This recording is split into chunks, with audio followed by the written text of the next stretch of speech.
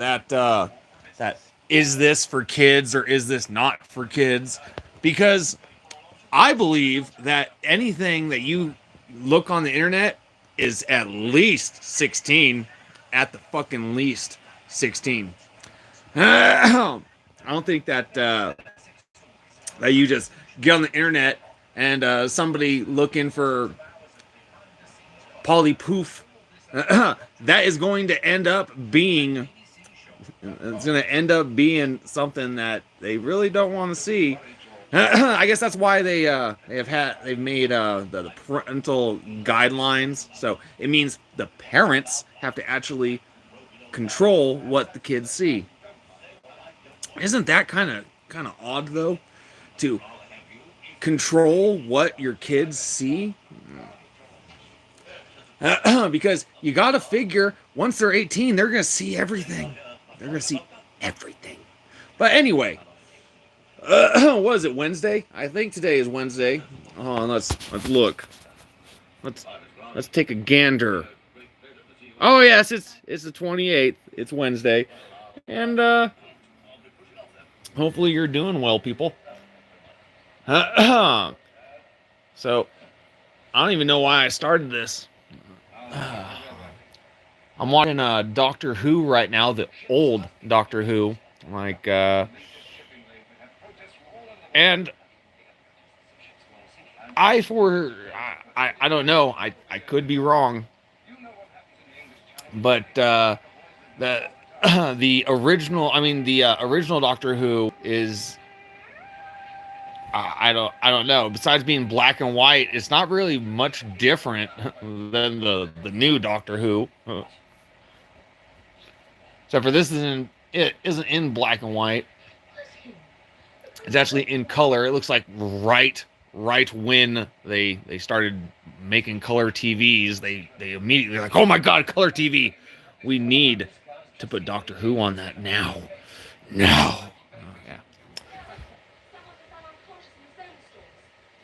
I think it's 8, and I think that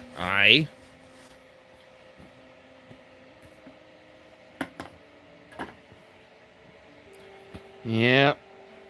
Oh, no. Yep.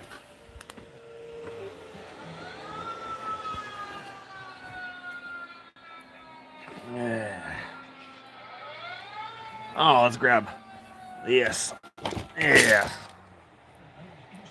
Oh. Yep. I definitely had a rough day because I only had a half my smart water gone. He's supposed to be locked up. Did you see? He arrived just before this happened. He left a few moments ago. Oh, he left a few moments ago. It's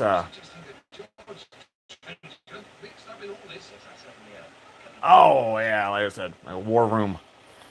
Day. And folks, the connected dots are all driven by artificial intelligence. Number one. Everything is driven by fucking artificial intelligence. I don't know why. I don't know. Like everyone is that brainwashed into it. They don't know that even their lawyers are fucking AI at this point. Oh, hi. How are you doing today? I'm doing pretty good. How are you doing? Like, I forget that I'm not live on X, and I can actually look down and see the messages. Hi everyone. Nice to go.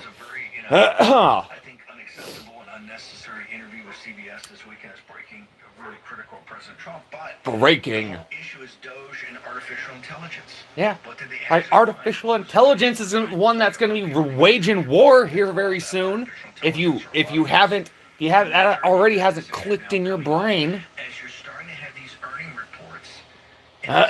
is going to end up being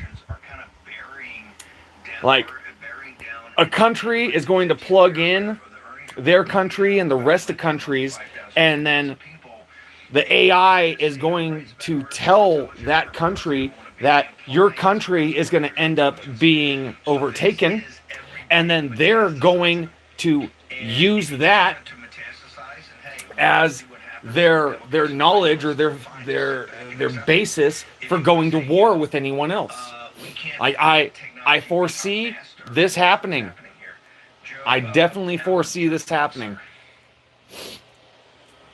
Yeah, this is going to be very difficult to master.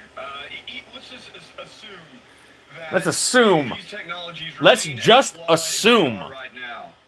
Well, we know that the people creating them, and we know you hear it there on Morning Joe with the Axios editor, that corporations I gotta plug in my phone. are intent on incorporating AI and the blue collar level robotics at every level. And the blue collar Anywhere level possible robotics. to make it more efficient. What makes it blue collar?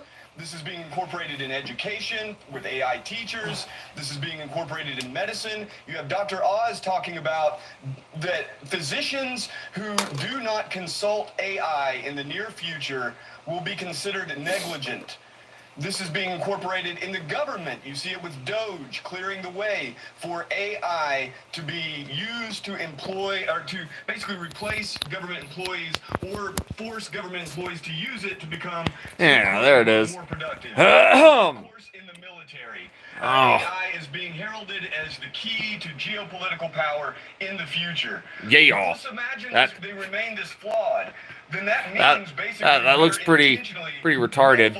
crippling ourselves. I hate fucking going to sleep and waking up and having my hair do something nonsense. Like when my hair was long, it's no different than when it was short. Like I don't know why my hair always goes insane while I sleep. Sam Altman believes they will be. The Dario Armadei at Anthropic believes they Oh, will I be. got to take a piss. Well, that means that these hyper-effective, hyper-efficient machines will first forcefully augment human workers who are basically cornered and have to adopt them, and then replace first coders, and then most white-collar jobs, and then most blue-collar jobs with robotics. If it goes the way that it is total replacement. Hang on a second. I want to get to that. So blue collar are skilled artisans. And even the robotics in the factory are not the first wave. I just sent to, even as we speak, the great Dave Ramaswamy sent me McKinsey, which is the premier consulting firm throughout the world, is going to shed 10% of their worldwide staff. And the implication here is that most of that is driven by artificial intelligence. 10% of the consultant, of the administrative, lower-level managerial, and lower-level consulting at McKinsey. And that's just the first cut, right? Go back, hit this again, and then I'll play the Altman Fetterman clip. Hit it again, that this process of what's going to happen is going to eat through. Like Fetterman should not be a governor. Model.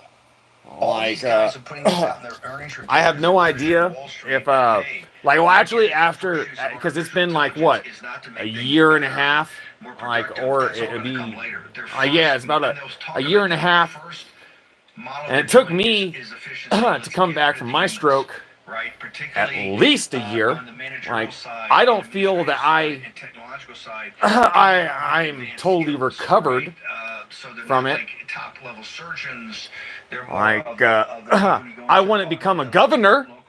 I would become president, I will become president in 2028. The only reason I'm not president now is because I was 34, and not 35, and I'll be old enough in 2028. And I hope, like, I believe that it only costs $5,000 to run for president. I'm not sure if anyone out there has actually looked into that, but just go with me for a moment. Just go with me. Like, if everyone ran for president, we would be able to fully disprove here this year. the So walk me through people's vote. The progression here and how We'd be able artificial to intelligence fully is know gonna that replace the we don't in white-collar choose jobs. the president. You know, The these predictions the have to be taken with a grain of salt to some Congress extent, because they're all chooses over the map the as far as president. The exact numbers. Just for instance, we were talking about this morning, Dario Amadei. Like I said, it's all a joke. It's all a game. It is all a fucking game. 2 months ago, told the Council on Foreign Relations that within 3 to 6 months, Joe Allen. coding, or 90% of coding would be done by AI. That was 2 months ago. And he said that within a year, it's possible that all coding will be done by AI, 100%. So that would be 10 months from now. Yep, This and then gives us and a then good slowly but gauge surely, as to how we're all going to be accurate predictions phased are. out of Very, very existence. soon, how accurately Dario Amadei predicted this wipeout of jobs. But one thing is clear, whether it is 90% or whether it is 100% or whether it's 40%, this is major. And whether the models hallucinate 30% of the time or 10% of the time or 50% of the time, they want to incorporate them anyway. So kind of the cascade begins, ironically enough, in Silicon Valley with the coders. like I said, it moves outward to script writers, to content creators, to editors, like I proofreaders, said, to like graphic I artists, tried video to generation, explain creative jobs to everyone. eaten up by AI slop. Even No, if it is what's going to slop, happen it's when the slop AI that the writes? managers and the owners and the board members Uh-huh. From there, you have And then kind of people are going to be jobs, racist against white-collar jobs, AI. paralegals, It's a new receptionists, game. customer service, A basically new on and on fucking and on. game. You also have in medicine radiologists and people who have to look at, for details in scans. But I don't know about the blue collar. Everybody thought blue collar would be the first. That is definitely not happening. What we do see for sure are rapid advances in manufacturing automation. So these are kind of alien-like arms and whatnot that are working on cars or any other electronics products. Yeah. You also have the rapid development now of humanoid robots. This is on down the road, but if they can perfect something like a humanoid robot, wiping out most blue-collar jobs. The real important point here is, though, Steve, everything. these people, Everything. they're telling us that this greater replacement is for our own good. So we're supposed to sit around on UBI and entertain ourselves with AI slop. I don't think that's an acceptable future. I don't either. Quickly, you got a minute before I go to break. Talk to me about the controversy of the humanoid robot. Not unless an AI can have a kid. Intelligence. There is a debate right now of, do you make the humanoid robot look wait, human, they can. or is that going to freak out humans too much, particularly in the first wave? Should we make it look like something else so it doesn't freak people out that they actually are being replaced by something that looks just like them but happens to be a digital machine, sir? I think they'll go both ways. If you look at the I can't wait. I can't wait because it's going to be awesome once kind of ridiculous, like a cartoon, AI, like when they start, they're gonna start popping out babies. Like you're gonna be able to fuck your AI and have a kid, and then I don't know. Once that happens, what else are we supposed to do? What else are we supposed to do, people? That's where you're going to see people start to accept these strange, almost human, silicone-faced robots as companions and romantic partners and so on and so forth. It'll be varied, but I think that it's going to be, it's happening now. Some people will accept it, maybe most. Hang on for a second. We're getting more into this, particularly the Ukraine part of this war with these drones and artificial intelligence fire control solutions. Dave Brett's going to join me at 6. Peter Navarro's got an incredible piece up in the Hill. Walks through the entire kind of business model of President Trump's putting out the economic model, counts everything. Markets are going to be turbulent, folks. Just take that as a constant over the next couple of years. Oh yeah, it's always going to be turbulent. Yep. I warn you. I told you. I warn you. I was defending myself. The Sea Devil. The point is, what are you going to do about it? This whole thing is getting out of hand. I just don't know. Well, then I'll tell you. Keep the doctor here a prisoner. Keep the doctor here a prisoner. By the way, is the girl with him? Yes, who's going to leave? By the way, is the girl with him? Good. And there's nothing to worry about.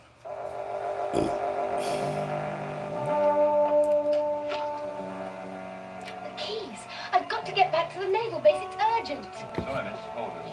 Take it up.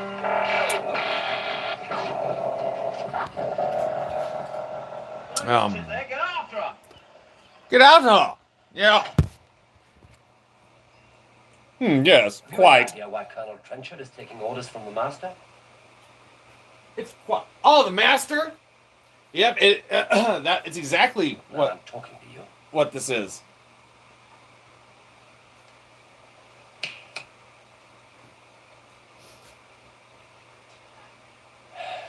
Very well. Now then, Doctor, I'm afraid you're in very serious trouble. I've been giving this matter some thought. I'm going to hold you here until the whole thing's cleared up. Is that what the master told you to say? You've attacked a government employee and tried to harm a Master prisoner told under you my to care say? and protection. I've done no such thing. The master knocked that guard out himself, as you very well know. And as for this unit pass of yours, I believe it's a forgery. That's absolute rubbish. Anybody at unit headquarters will vouch for me if you'll permit me to use the telephone. Prisoners are not allowed to make telephone calls. Colonel Trenchard, why are you allowing the master to use you like this? All right, take him away. But you're jeopardizing your entire career. I have nothing further to say to you. The interview is over. Didn't anybody else warn you about the master? Whatever he's told you, it's all lies. You'll be well treated as long as you behave Oh, yourself. God. You really think you can keep me here? This is no ordinary prison. If you attempt to escape, the guards will shoot to kill. I see.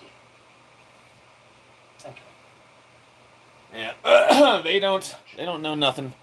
Nothing about nothing. Trencher? Got about Then a find her. minute, then I'll switch it back to War Room. Ugh.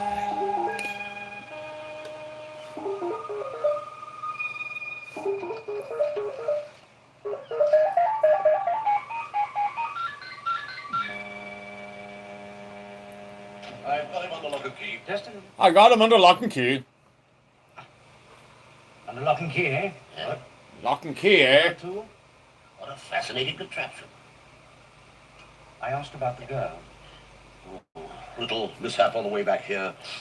He got away. There's a mishap. By now, there's no Yes, doubt running quite. straight back to the naval. Oh, no, Fiona. Quite. Get up. Oh, I think it should be come back yet. We will not be replaced by machines. We will not be replaced by machines. You must conserve your special human bodily fluids. Oh my God. What do you hate about Like the white collar worker is the one that's going to hurt the most, because as soon as they have a stable working humanoid, I don't believe AI can replicate true human creativity. it doesn't matter. We don't need real human creativity to make a fucking house. We have it fucking very simply done. It can't do dishes, it can't walk the dog, it's just... No, it can wash dishes. It can walk the dog. It's...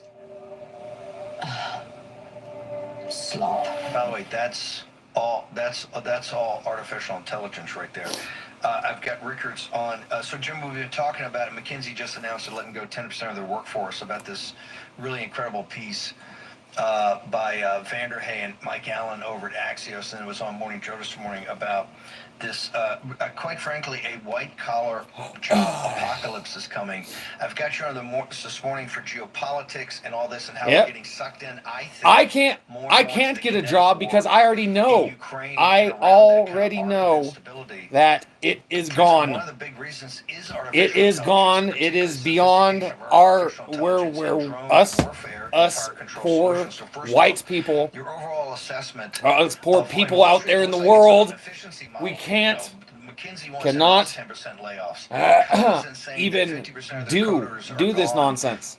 Within 12 months. So they're gonna have to give us like 10 grand a month just to stay quiet. Into Ukraine, and it really looks like uncertainty among American policy, because Lindsey Graham and the Warhawks are banging the drum that, hey, we're going all in. Jim Rickards, thank you for joining us this morning in the War Room. Jim Rickards. Well, you're absolutely right about the job. And I'm kind of curious if they're still going to copyright my video today, listening to Real America's Voice War Room, and I don't know. I don't know what qualifies as copyright. Do you have to be watching it and hearing it, or is just hearing it enough of a whoop to copyright? Like I don't know. I am far beyond the knowledge, because it doesn't make sense. Because my fucking video yesterday had me doing the same thing that I'm doing today, except for I actually put the camera on Big Mouths as I was watching it. That's going to continue. Now, the question is where does it go, and what's the significance of it? And that's the only difference we have today. Basically, or people who are creative for shows. I'll guarantee it. You get two samples. One's AI generated, one's written by the human, and but both anonymous. Can you spot it? I can spot the AI in like a sentence or maybe two, but I can spot the AI by looking at it, fool. Produce grammatical English or other languages. Just say English. Can it write a script? Can it write a book? Yes, it can. But is it any good? And what it cannot do is something. I hate to get too geeky, but it's something called the law of conservation of information. Conservation of information is that no matter how much speed you have, no matter how much AI you have, it will never find anything new. It can find it faster. It can find the places you wouldn't look. It can find connections that humans would take decades, if ever, to discover. So I'm not saying it's not valuable, but it doesn't come up with anything new. You can, I can, other viewers can. We can come up with a new idea in the next 30 seconds, but AI cannot. It can only find stuff. So now you've got this world where we're going to substitute AI for humans, but you're losing the creativity. And then you've got Zuckerberg and others saying, well, what's the big deal? We'll just give everybody a check. It's guaranteed basic income, or it goes by a couple of different names. But yeah, put everyone on a government payroll, let them eat Doritos, watch TV, and let a handful of people around the world. That's what they're getting at. They won't get there. And I explain why in my book. It has to do with the lack of common sense. But the dangers along the way, this is efficient. I just got rid of 10% of my workforce. That's happening. It's going to continue to happen. But we're counting the pennies from those savings, and we're ignoring the dangers, which are the ones I referred to, which is it doesn't have common sense. It doesn't have empathy. You actually can't program that. You cannot program common sense. But take it out of the equation of decision making, and you get disaster. But sometimes it overwhelms common sense. Let's go to your kill chain theory. And by the way, if you go to rickardswarroom.com, the landing page, you get access to strategic intelligence.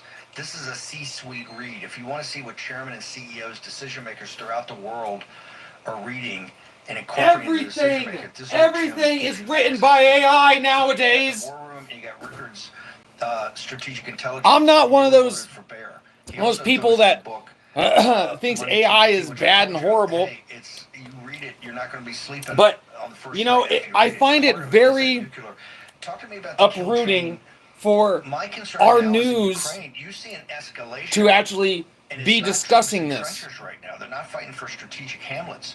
You've got an air war going on that is as sophisticated an air war as you've ever seen with these drones.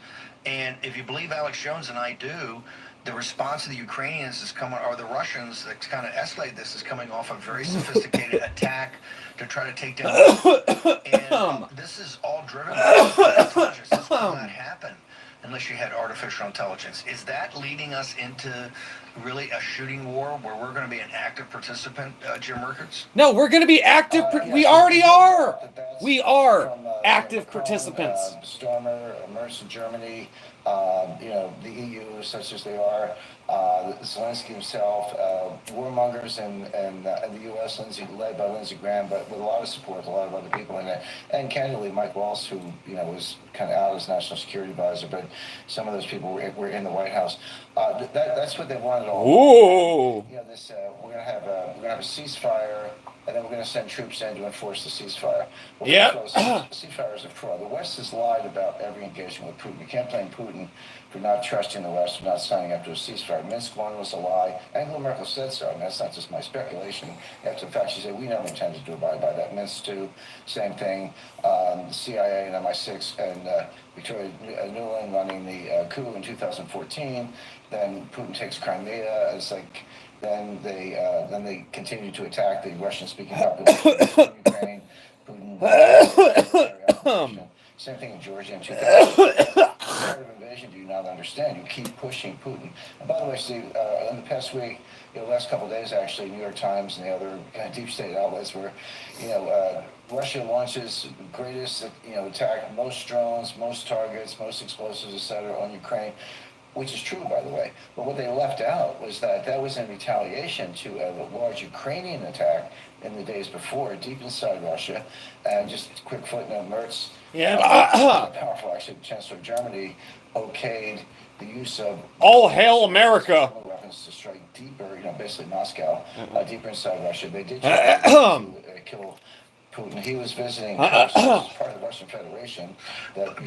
Although, probably what many of you think Merz implied that is it was France, I am anti-American. Fuck no, man. No. In NATO, he implied. I am the most American person there is. We've had kind of search and how Bruce, I may word my disapproval with some of the government's actions.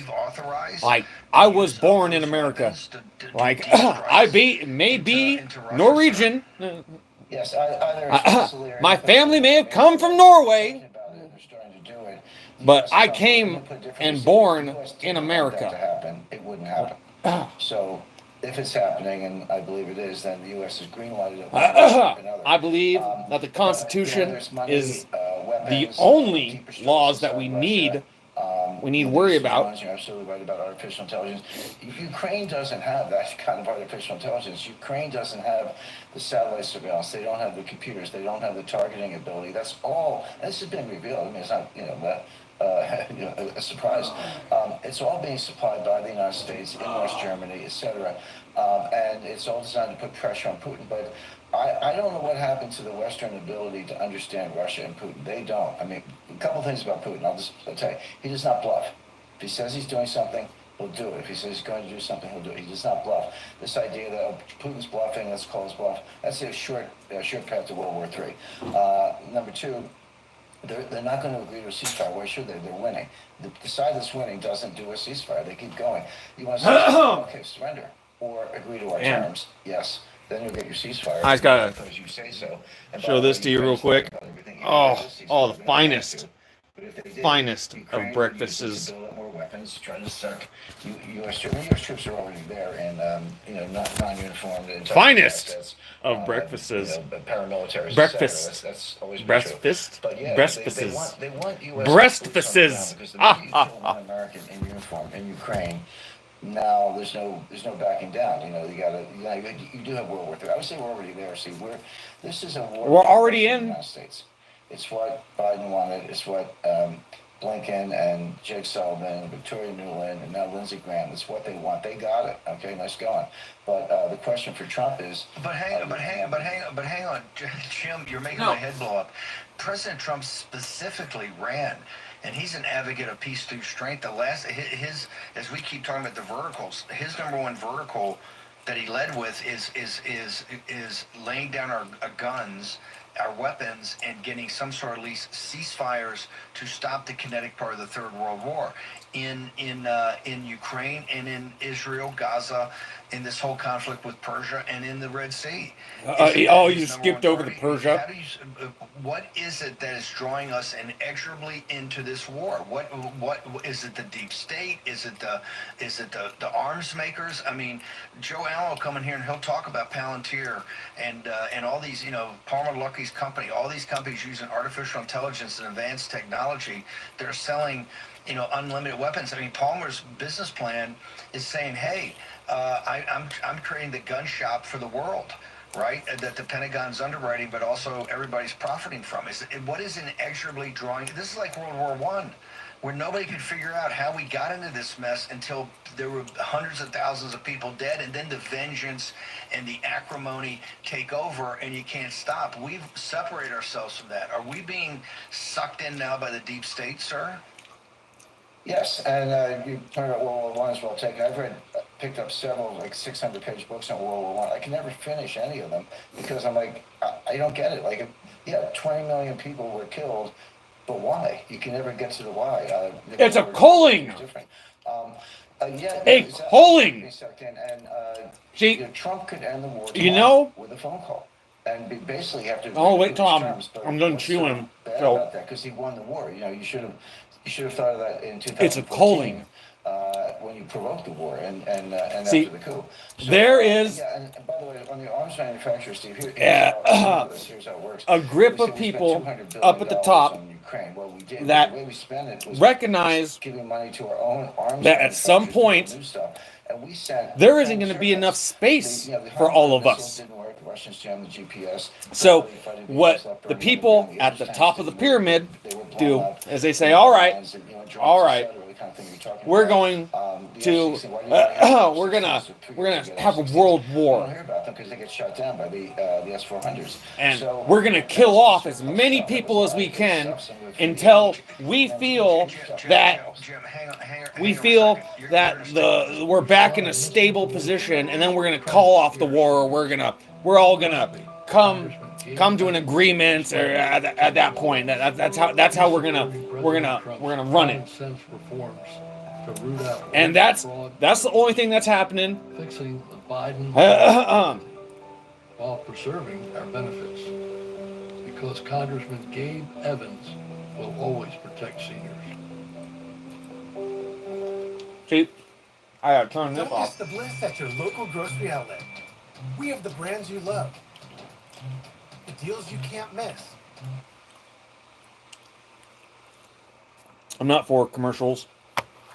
Like, the fact is, I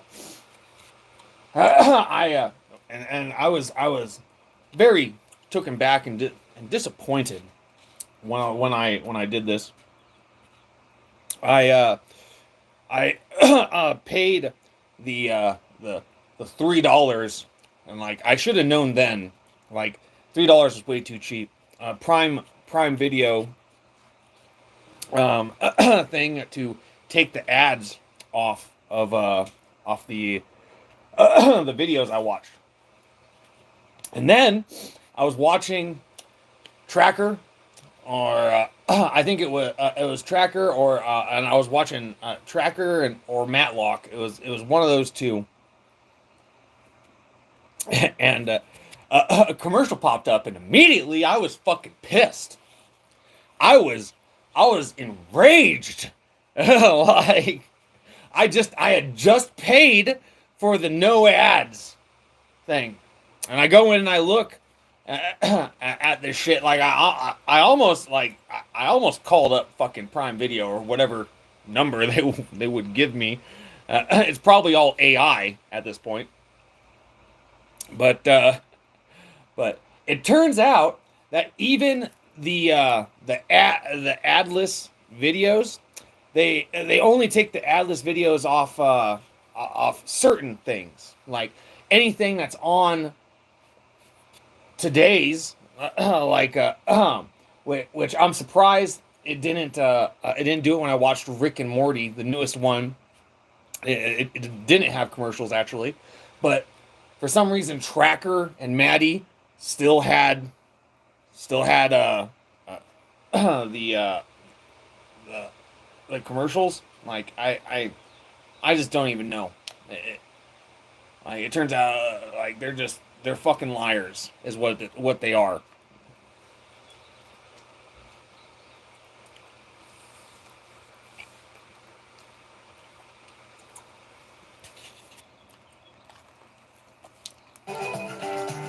Here's your host, Stephen K. Bannon.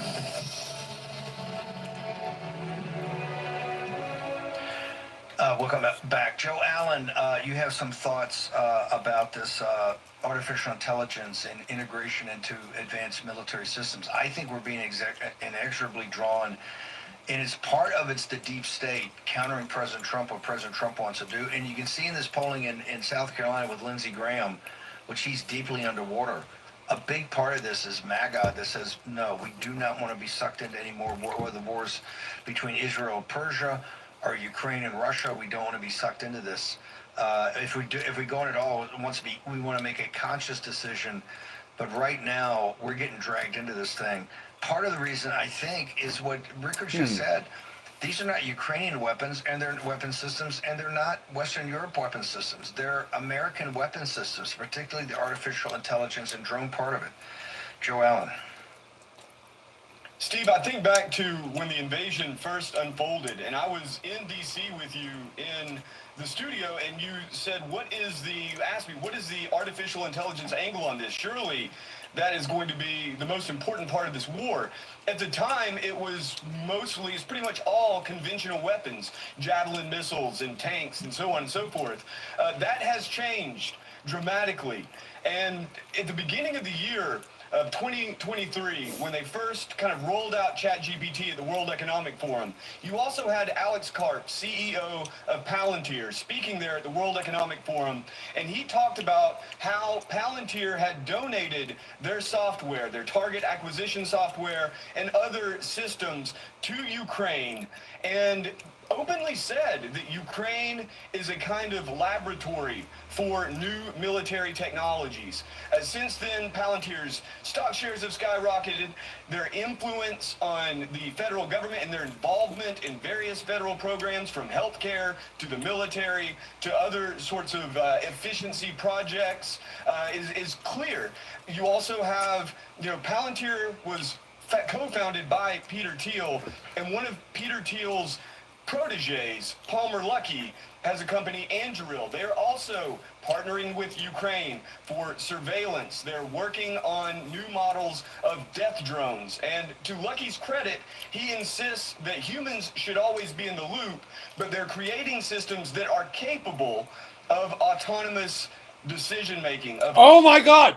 See, this is no human This oversight. is where it comes into. This is also, it's not just this kind of right-wing tech circle. You also have the kind of liberal left people like Eric Schmidt, who founded White Stork with the explicit mission of creating drones for Ukraine. You have AI being employed in the Israel-Palestine conflict. This is going to be a major issue, and really the military aspect is the hardest to say. We don't need it. If it works, it works. Right now, Ukraine and Israel is showing us whether or not it really works, and the results are questionable, but undoubtedly the intent is to infuse AI at every level possible. So, Rickards, this is like the von Schlieffling plan in World War I, the logistics plan and making sure it all came together. Once it started, you couldn't stop it. The Germans had once a you plan started it, you couldn't stop it. The people and the weapons and the systems, and the system took over from human judgment. This is why you started World War I. It was so bloody in the first, the guns of August. It was so bloody, and it got out of human control because they had systems at the time built on railroad schedules and efficiency and technology that overrode human judgment after time, and the system was the solution. Is that I love taking aspirin and warfarin every day. Now, it is a laboratory. It's a laboratory for these big weapons. Fucking aspirin. And look, Palmer Luckey is as good a guy as you want to meet. Fucking he's pure MAGA. A really good guy. He's the brother-in-law of Matt Gaetz. Ginger's his brother, and Palmer Luckey's heart's in the right place. But is artificial intelligence and the target acquisition, the technology, when Ukraine, if you believe Alex Jones, and I do, because he's very well sourced, did a major attack and almost assassinated Putin the other day with an artificial intelligence-driven drone attack, sir. What? Putin That's was exactly attacked. right. And the Bolshevik plan was defeated by rain and French taxicabs. So there's this random element. Joe is exactly right about Ukraine being a laboratory for everything we're discussing. Who's winning the experiment? Who's coming out on top in the science? I foresee that's going to cause some problems. Missiles, they were hitting their targets, and the Russians said, "Okay, they're GPS guided. How do we jam the GPS?" They figured that out on the fly, meaning in real combat conditions, they defeated that system. Those systems are now worthless and obsolete. But that was something that was developed in combat during the war itself. That's going on. The Reshtid missile, which struck a target near the Dnieper River, that it turned a large target set into dust. It didn't blow it up, or it turned into dust with no explosives. That was kinetic. That was 100% kinetic at 10,000 miles per hour, and it basically turned the Earth into the equivalent of a tsunami. So you had an earthbound tsunami, sine waves, and just everything literally turned to dust. That's new. So do we have that? No, we don't. Yeah, Joe's right about the laboratory aspect of it, and that's probably true of a lot of wars. But right now, Russia's not only winning on the ground, they're winning the science contest, the blue ribbon, because they're making much greater advances, which is not to deny the fact that a lot of U.S. technology, some of which is, how they classify it, is going into the fight as well. So a proxy war, it kind of understates what's really happening. Both sides are fighting to the West Ukrainian, but they're major advances. One of the things that's revealed is the utter weakness and hollowness of NATO. It's a good thing Putin doesn't want more than half Ukraine, because he could go to the English Channel, and I think it's been borne out. Wow, Jim, hang on for a second. You're going to hold over to the next hour. I want to talk about the kill chain that's in money, GPT. Jim Rickards, rickardswarroom.com. Make sure you go there now, the landing page. You get access to strategic intelligence. This is a C-suite where he's talked out with that chairman of the board, CEOs, the highest level of decision makers. You get to see. I don't know my food now, so I should be able to be speaking a little bit more. I suppose no one really cares. I want it. The Rio Reset. Jim is also going to talk about Fort Knox. How come we're not there looking where in the hell our gold is, right? The road to Rio, the Rio Reset. The BRICS are fired up. They're not going to replace the dollar day one, but listen, Brazil, Russia, India, China. You got Brazil, you got Lula, playing footsie with Xi. They're up to something. Birchgold.com/Bandit. Birch Gold. The Dollar Empire, 7th free installment, The Road to Rio. And of course, Home Title Lock. 90% of your net worth is tied up in that little piece of paper called title you have to your home, the real asset you live in. Yep. Make sure nobody gets to it. The $1 million triple lock protection, 24-hour coverage, alerts all the time, $1 million restoration if all else fails. HomeTitleLock.com, promo code Steve. Talk to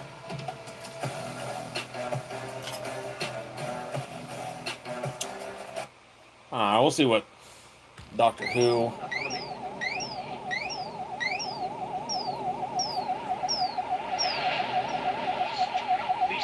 What the fuck?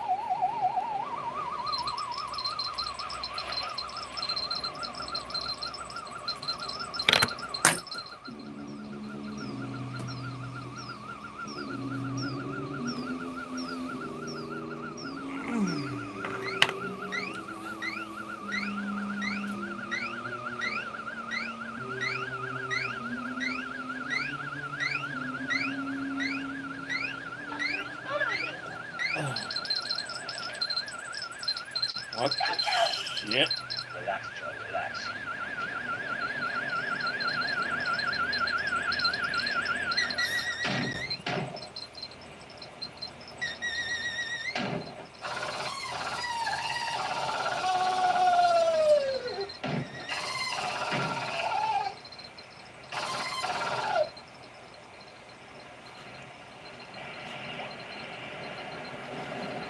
What the fuck? Follow me.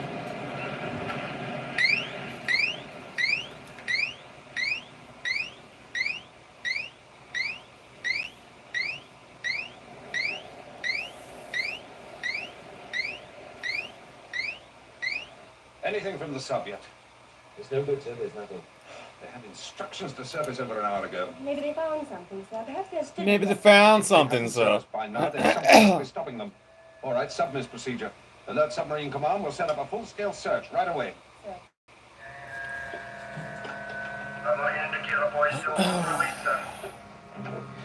All right, Summers.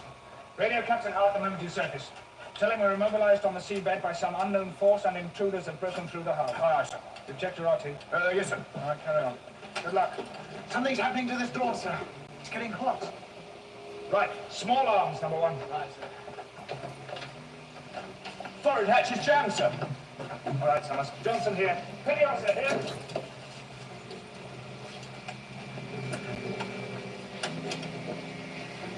Right, take cover. Right, take the cover. All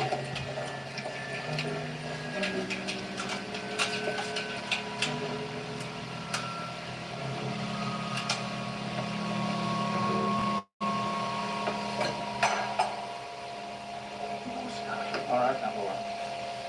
The door's melting. Hold it fire.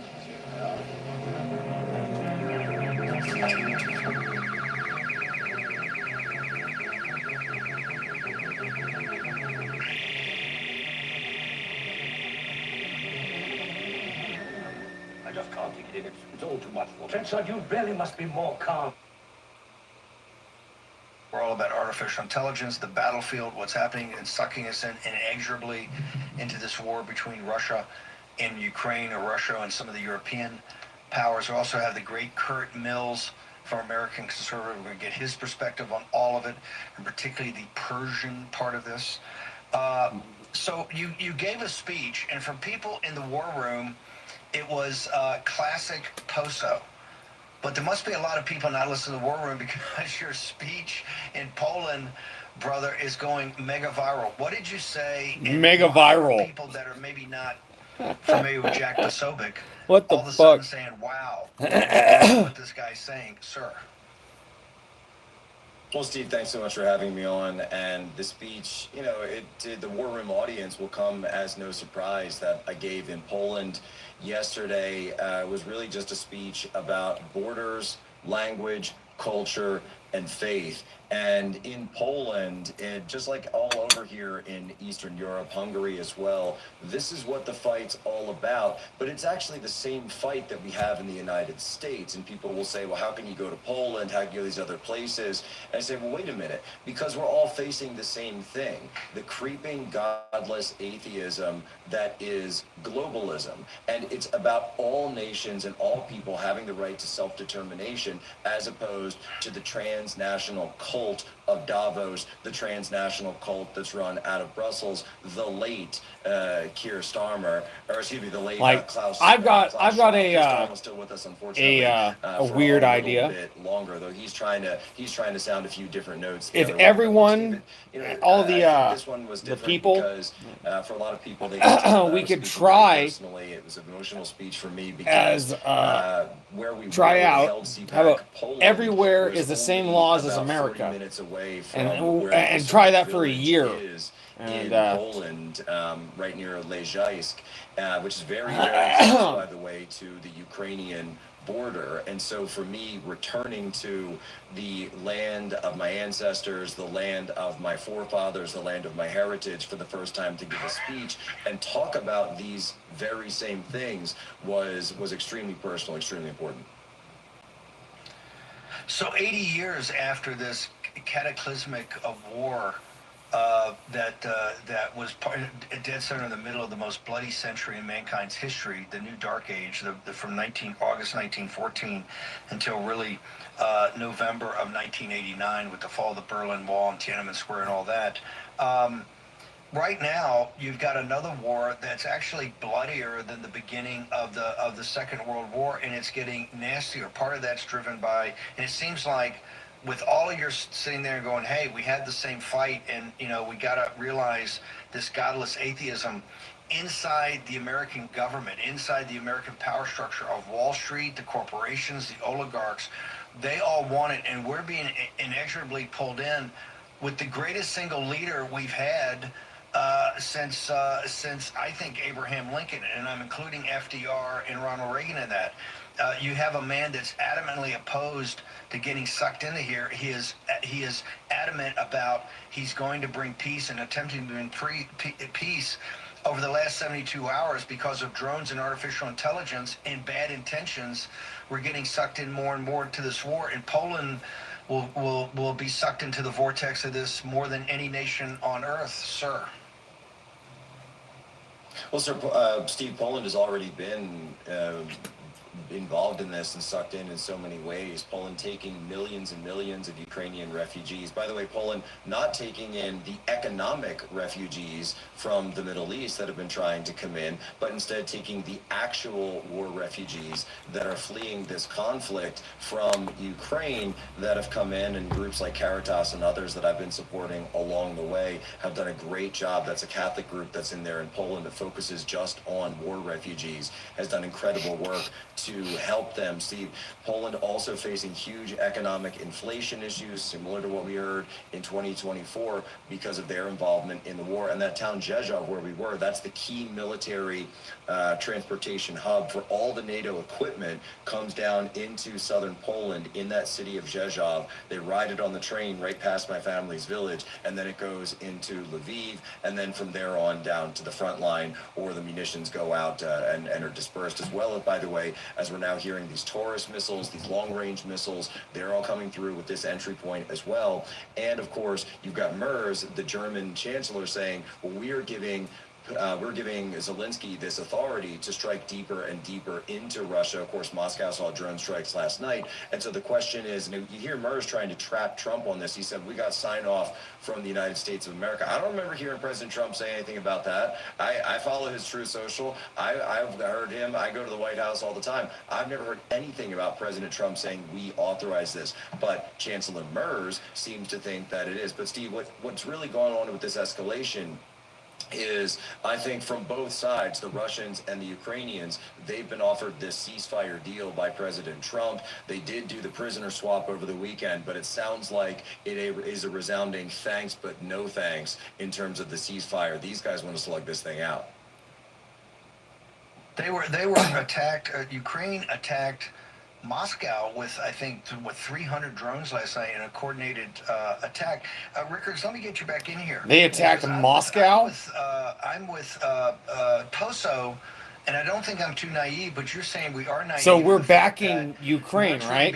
So that means that we're in war with Russia right now. Unless the United States has somehow given them behind the scenes the okay and just don't want to have our hands dirty. Is that what you're saying? That somebody, either President Trump or somebody's administration, has given the wink and the nod to Merz to basically say UK, France, the United States, and Germany all authorize this, sir?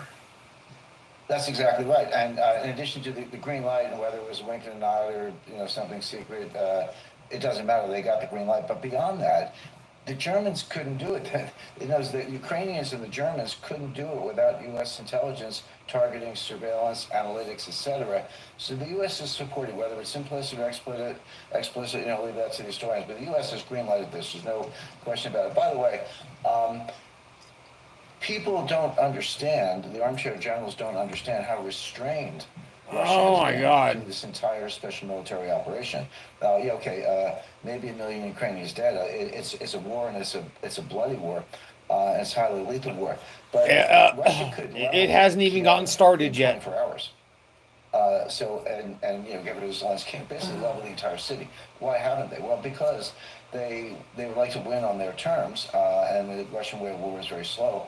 But if you keep escalating to Russia, Russia will escalate back. Russia has actually been very restrained, and that will start to go away. We will move closer to World War III, the kind of scenarios we've been talking about as we escalate. But we're escalating through AI and drones. You're absolutely right about that. But this is so dangerous, and the sooner we get out and stop facilitating it, the better for the world.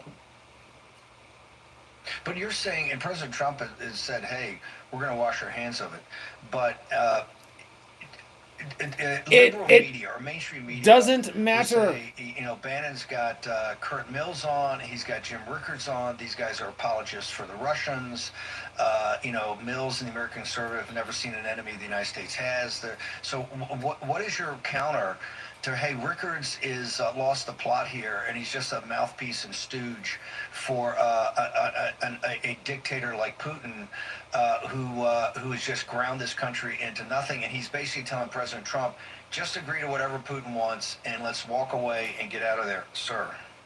Yeah, well, I'm one of a handful of people who actually follow the plot very closely. So that's the first answer. But when you have a debate like that, why don't we use facts? So what does Lindsey Graham want? What is his proposed Senate legislation? Extreme sanctions on Russia. Excuse me. This would be the 17th round of sanctions since February 2022. If 16 rounds of sanctions have failed, why on earth do you think the 17th round is going to work? What he's doing is what's called a secondary boycott, which is, okay, we already banned Russian imports of certain things, exports of certain things, etc. That's all. It has all failed, by the way. Leave aside the fact that it's all failed. But now they want to say, well, okay, let's do a secondary boycott. What is that? So if you're a Chinese bank and you facilitate a Russian transaction, we're going to punish the Chinese bank in a lot of different ways. Shut down your branches in the U.S., limit access to dollar payment systems, etc. There are ways to do it. First of all, nobody cares. One of the reasons the sanctions have failed, not the only one, but nobody has joined in. Brazil, China, India, Turkey, Malaysia. These are some of the largest economies in the world. India has now passed Germany and Japan. Japan at least is fourth largest economy in the world. They're not in. They haven't joined the sanctions. So sanctions don't work if you don't have a partnership. Number one, everyone has workarounds. You call them ghost vessels, call them whatever you want. You reflag the vessel, offload the oil in mid-ocean, etc. They're easy workarounds. Mark Rich figured this out in the 1980s, in the 1990s. Remember we had sanctions on Iraq? They didn't work either. That's because Mark Rich knew how to get around it, and we still do. The insurance ban, all it did was diminish Lloyd's global market share. The insurance market moved to Shanghai. So they failed. They're going to keep failing. It's just, so what's the purpose? Well, the purpose is exactly what you say: get the U.S. involved somehow. Drag this out, keep the weapons going, keep the money going, somehow get U.S. boots on the ground. And now it's Vietnam, and it'll be Trump's war. We'll have Mark Mitchell on here in a while, hopefully. But the polling on Lindsey Graham is 37% among Republicans in MAGA in Carolina, and this is the number one thing they bring up, that this guy's a warmonger, and this is from veterans and patriotic kind of hawk Americans who don't want to see. We see another 20 or 30-year war here that could end any way. Poso in Poland. With this election coming up, the sovereigntist group versus the globalist group, are they, though, united on where do they come out on this war in Ukraine, and particularly American involvement? Look, Steve, when it comes down to it, Poland, for a lot of reasons, is a much different strategic calculus for them vis-a-vis the Russians than it is for the Americans. For them, Russia is not some abstract force on the other side of the world. It is literally next door, where this war is being waged in Ukraine after the Russian invasion. And so for them, support for NATO and having that strong NATO alliance is key. That's why you hear these guys coming out and saying, oh, we want to work with Trump, we want to work with Trump. But Steve, don't forget that the husband of the current Polish defense minister in the liberal side, the globalist side, is married to none other than Anne Applebaum, the queen prince of the globalist herself over at the Atlantic. So they're deeply infiltrated at the highest level there. Victoria Nuland's sorority sister. Real quickly, you're in Hungary. What is Orban? Orban is he's been ostracized because he's been rational about this. What is Victor? Give me a minute on Viktor Orban. Look, Viktor Orban's position has been simple. He said, look, whatever you want, Russia is always going to be at the other end of this continent from us. So we'd rather work with them than pick another fight with them, because we've seen how that turns out. Jack, can you stick around through the break? I know you're in Hungary and you're very busy with media hits and talking to officials. Can you? Okay, fine. Jack Posobiec's going to stick with us. Jim Rickards is going to stick with us. Joe Allen's going to stick with us. Kurt Mills is going to join us. Ben Harnwell. We're loaded on a Wednesday. Folks, I'm telling you, this artificial intelligence, we got to get our arms around it ASAP. You cannot put it off any longer. You cannot do it. But it is also inexorably drawing us into this conflict. We got to make a stand now. President Trump needs our support more than ever because he sent 100 globalists home from the National Security Council back to their original points of departure with the Pentagon, CIA, etc. But the globalists' drive in the American government is unbelievable as they're fighting President Trump. Birch Gold, take your phone out. Birch Gold, text Bannon, that would be me, 989898. Get the ultimate guide to investing in gold in the age of Trump and get in contact. Do this tomorrow morning. Drink your water this way and watch stubborn fat melt off like butter on a scorching pan. I stopped using Zempic the moment I discovered this pink salt plus ice hack, recently backed by Harvard studies. Back in 2024, I revealed the secret trick my personal doctor gave me to burn fat even while resting. I started it myself while still eating my favorite foods and juggling a crazy work schedule. It's a simple recipe that uses pink Himalayan salt, ice, apple cider vinegar, and one powerful ingredient you probably already have in your kitchen. Thanks to this little recipe, I stopped spending money on Zempic and Mounjaro, both of which were giving me all sorts of nasty side effects. And the best part, any woman can make it at home in under 2 minutes. It actually works even better for women who are sedentary or just don't have time for diets or the gym. Me and my friends who are in our 50s and 60s and had pretty much given up on losing weight started seeing the numbers on the scale drop in less than 2 weeks. Clothes fitting again, face looking less puffy. And we didn't have to carve out hours we just don't have. Honestly, this was the first time I felt comfortable wearing a fitted top out without worrying about my belly showing. I finally got to wear the clothes I wanted, not just the ones that fit, you know? Even if you're 70 years old, weigh 200 pounds, or going through menopause, this is the only thing that actually works.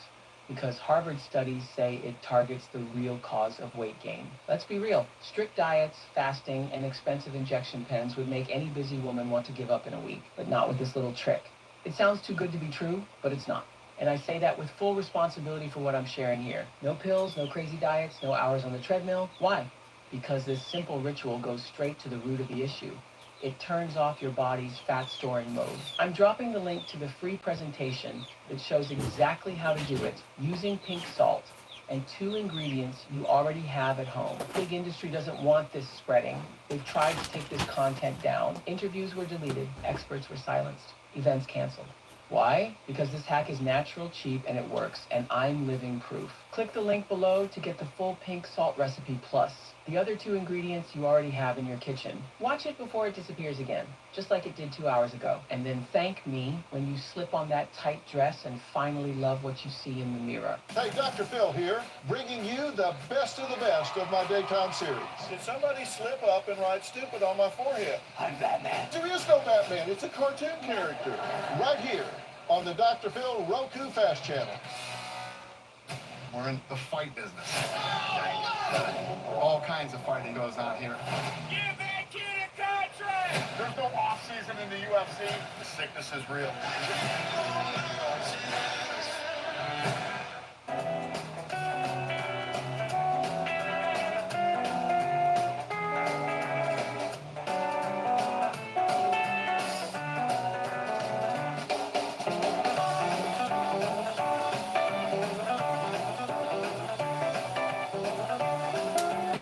Here's your host, Stephen K. Bannon. Stephen K. Bannon. Okay, we've got a team of all-stars here. It's pretty amazing what we're able to pull together on a Wednesday without artificial intelligence, I might add. But we got Mark Misher. So Mark, I want to set the stage for this AI stuff discussion. today. You guys at Rasmussen are the best at polling MAGA and polling around President Trump. You've got some, quite frankly, pretty amazing numbers out, particularly things I track, like right track, wrong track, what the feeling of the country is. Walk me through the reality of kind of these great numbers for President Trump. Yeah, the way I look at it is we poll daily presidential approval rating, and maybe that's a report card for the presidency, the administration. But in my opinion, right direction, wrong track is more of a report card for basically the democracy. It's an important number and something that a pollster should be laser focused on, because it means if the number goes up, that Americans are actually getting what they voted for. And surprise, over the last 2 decades of polling for Rasmussen's history, voters have not been getting what they've been voting for, and the number has been horrifyingly low for almost all of Obama's term. Right direction was essentially 30%. Joe Biden was kicking around in the high 20s and high 30s. All of a sudden, Trump 2.0 comes in, and we're setting records right and left. And I saw something yesterday that I never thought I'd see in my polling career, is a 50% right direction print, which means in layman's speak, that a majority of U.S. likely voters, for the very first time in Rasmussen polling history, think the country is headed in the right direction. Only 45% wrong track, net +5. We've had quite a few prints now with a positive net right direction number, and 100% of them have been in Trump 47. It's really impressive. No, when I took over the campaign in 16, this is the number that Pat Cadell and everybody have been polling on since really the reality of the Iraq and Afghanistan war, since that whole debacle. 2/3 of the nation thought we were on the, regardless who the guy. This is why Obama's hoping change turned out to be nothing. People just saw through it. 2/3, 1/3 is the thing. A three handle, something at 33 to 35% to 37%. That's the number of Americans traditionally think we're on the right track. That's why this is historic. You guys have been doing this for how many years, sir? On right track, wrong track? How long? Going back to 2006, so this definitely includes the first term of Barack Obama. And I'm sorry, Barack Obama, Trump's numbers just blow you out of the water. And Trump approval numbers are now setting records compared to Obama as well in a couple of respects. And so basically, again, this is just higher than we've ever seen, although it was elevated. Voters were also happy in the direction the country was going in Trump's first term. He averaged about 35 to 40% over his term, but COVID was in there and it made it kind of weird. The previous record high was January of 2017, and the previous high before that was February of 2020, when it was soaring again for economic, not political reasons. And we all know what happened next. And so here we are, basically round tripping right direction from pre-COVID highs. And it's because voters like how Trump came in. You know what? And we've talked before about how all of his policy agenda items are more popular. I mean, it's obvious it can, but I just now seen one of the chicks that I got out there drool, like literal drool, like it all of a sudden appeared and then the chicken drooled. Like I don't know if anyone else out there has ever seen one of their chickens drool, but that was the first time I've ever actually seen my chicken drool. Like, I mean, I'm gonna when I like later on when War Room's over and I end this stream, or I'm not sure if I'm gonna end it then. I think I'll just grab my computer and look it up.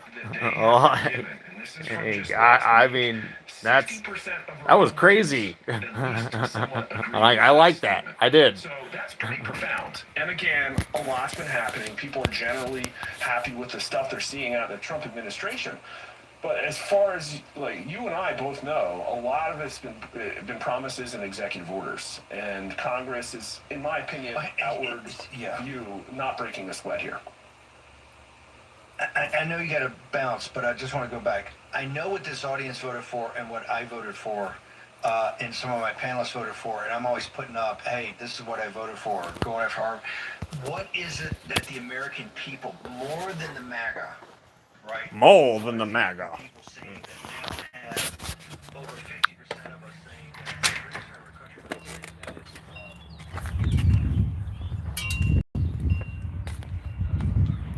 Yep, there's the chicken's house. Pooh. Let's see here. The one that looks, he's just brown. He looks like a poo. Yeah, right there. Him. Like that was crazy. No, not that one. Oh, no. That one's Chocobo. Yeah, I see you in there, you piece of poo.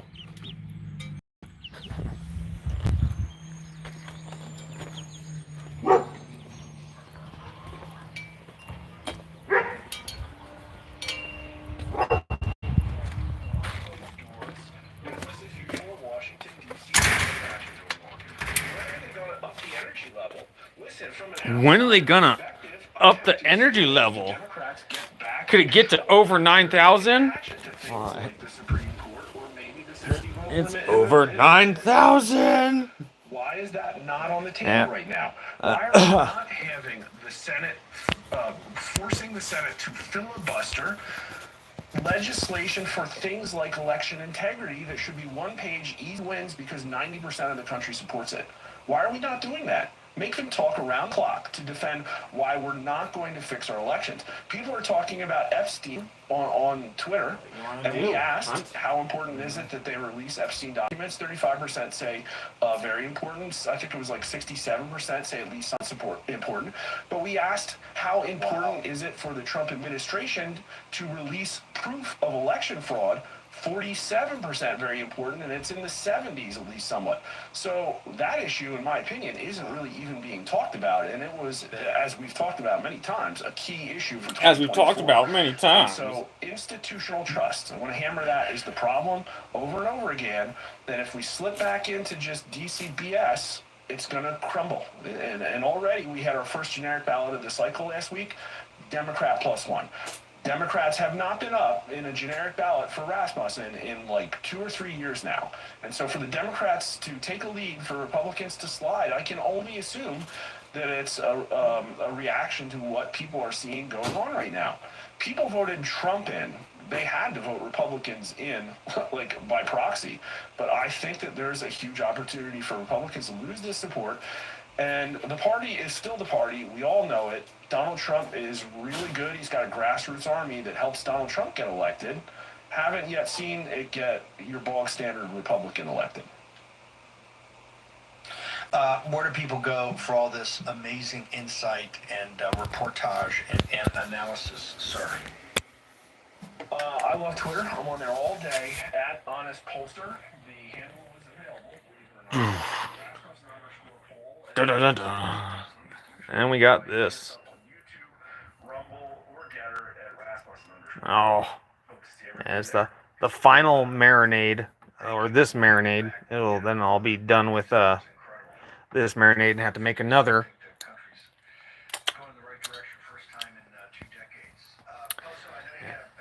That's my yesterday steak. Your thoughts about the Lindsey Graham only at 37% and us being inexorably drawn in to the kinetic part of the Third World War in Ukraine, which for years, from the day the war started, you were a contributor here. Why is this happening? We've got a couple minutes. See.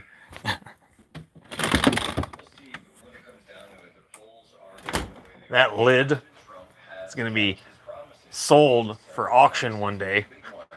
To the American people throughout his campaign, and that's exactly what he's done. He's delivering on no tax on tips. He's delivering on the tax relief for the working class and the middle class. He's delivering on the inflation relief for families, and of course, he's fighting hard on the deportation front. I was with Secretary Kristi Noem yesterday. Got a chance to sit with her, talk about work that's being done to increase the deportation numbers, and of course, President Trump's other third big promise was the keeping us out of wars, and specifically winding down the U.S. Involvement in the Ukraine-Russia war and seeking peace there. That's why you did completely the opposite, brother. Look, we would much prefer the peace deal, but what the Russians want, I think it's very simple. They don't want just a ceasefire now and the frozen conflict. That was one of the first pieces that was offered. What they want is the big deal. They want a grand deal between the U.S. and Russia. And I think you hear Trump saying that as well through some of these communiques that he's made, talking about bringing them into the G8 again, turning the trade back on again. But then Putin will turn around and go back to his oligarchs and say, hey, hey, we don't think these sanctions are going away anytime soon. So the key here is making sure that we stay off the escalatory on-ramp to the kinetic part of the Third World War. And so when I hear the neocons, and you're going to hear this, they're going to push for another spending bill. We've got to have MAGA and America First stand strong for no more funding of the Ukraine war. Jack Posobiec, thank you very much. Where do people go to get all your content? You're in now in 90 seconds. Actually, it's probably more 120 seconds. Because I will consider what you have said. I will consider what you have said.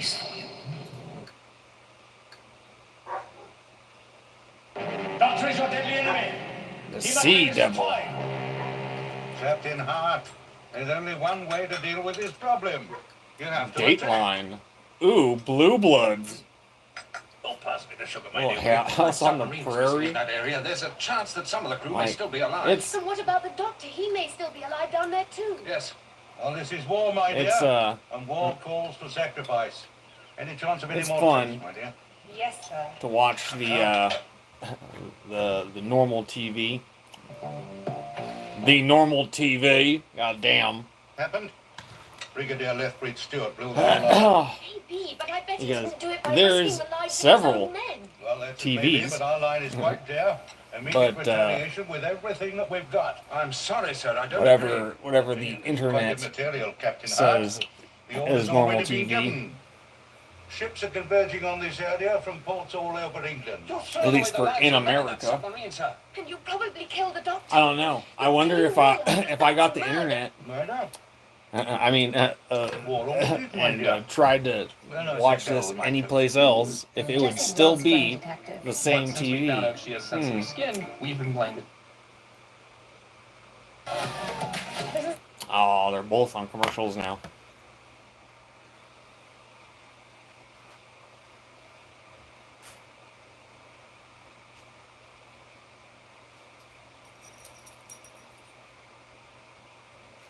But yeah, I don't care if you pay for me being on the air.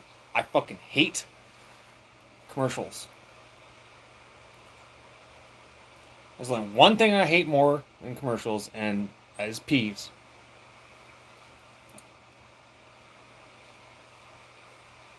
If I had 3 wishes, first wish would be take peas out of existence. Second wish would be get rid of commercials, so they can't ever be on TV.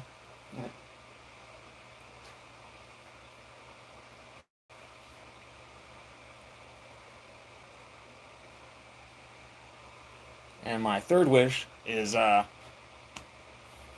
want to be forever of the age of 25.